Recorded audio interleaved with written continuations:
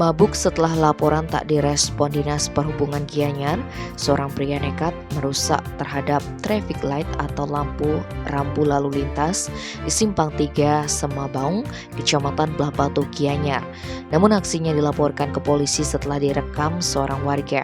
Kapolsek Belah Batu, Kompol Imade Tama, menuturkan peristiwa itu terjadi Senin 17 April sekitar pukul 23.30 WITA. Ketika itu Polsek Belah Batu mendapatkan laporan dari warga bahwa ada seorang pria merusak traffic light di Simpang 3 Semabaung, Kecamatan Belah Batu. Menindaklanjuti laporan tersebut, unit reskrim Polsek Belah Batu akhirnya mengamankan seorang pria bernama Bayu Tirtonoto, 55 tahun, alamat Banjar Tegalinggah, Desa Bedulu, Kecamatan Belah Batu. Saat interogasi, pelaku mengaku merusak traffic light lantaran dalam pengaruh minuman keras.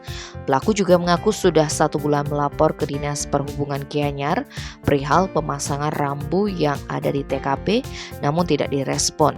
Parahnya lagi, pelaku berpikir bahwa traffic light yang berkedip dapat membahayakan warga yang tinggal di gang sebelah pos polisi tersebut, sebab bisa saja tertabrak kendaraan yang datang dari arah Bedulu menuju Gianyar. Akibat perbuatannya, pelaku terancam hukuman 2 tahun 8 bulan penjara.